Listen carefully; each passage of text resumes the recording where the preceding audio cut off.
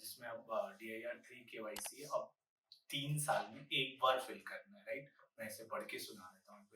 Director holding as on 31st of March shall now to require the DIR3 KYC web, मतलब 2 form थे total, DIR3 KYC and DIR3 KYC web. तो ये दोनों form को combine करके DIR3 KYC web कर दिया गया और इसको 3 साल में सिर्फ एक बार फिल करना है, राइट?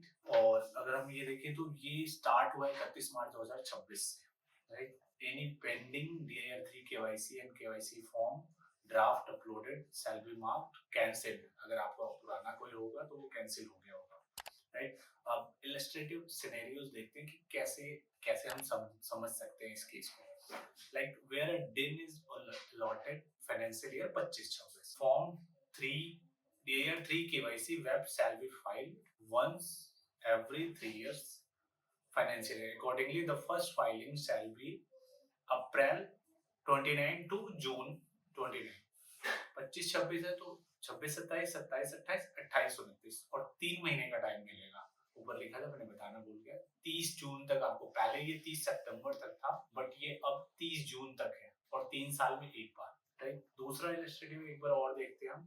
दूसरा एक और एग्जांपल है, where a director already filed DIR3 KYC e form और DIR3 KYC web form for the financial year 25-26, that is where DIN allotment date is on or before 31st of March 2025।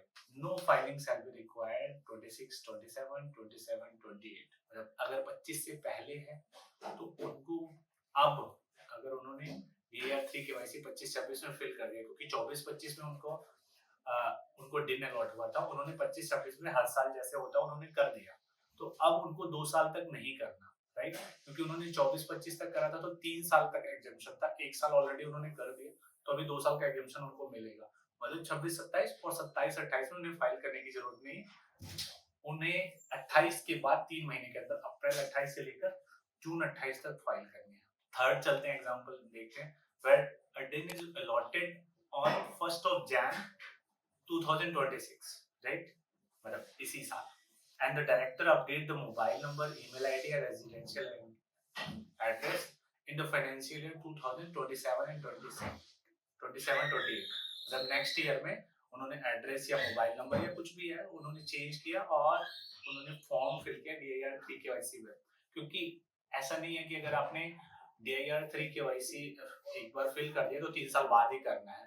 अगर आपने कुछ update कर रहे हो तो आपको उसी टाइम कितने दिन के अंदर करना है, विद इन 30 डेज आपको, जब भी आप चेंज करते हो तो विद इन 30 डेज आपको वो फॉर्म फिल करना है KYC। तो 27-28 में क्या किया इन्होंने, जनवरी 26 में मिला बट इन्होंने 27-28 में अपने कुछ भी अपडेट किए थे तो वो फिर से उन्होंने फॉर्म फिल कर दिया, जबकि रिक्वायरमेंट नहीं थी, 3 साल बाद थी। लेकिन अगर आप कुछ अपडेट करते हो तो आपको DIR3 KYC वेब जो अभी करंट में है वो करना पड़ेगा, चाहे आपके पास 3 साल का भी एग्जेम्पशन है फिर भी। बट रीजन क्या है, रीजन यही है कि आपने कुछ अपडेट किया है। जितनी बार आप अपडेट करोगे उतनी बार आपको DIR3 KYC वेब अब फिल करना पड़ेगा। अगर आप नहीं करते हो अपडेट, कुछ भी नहीं, सेम टू सेम रहता है, तो आपको 3 साल का एग्जेम्पशन मिलता है, right? The 3-year compliances shall be revoked and 25-26 में the din is allotted accordingly the DIR3 KYC web।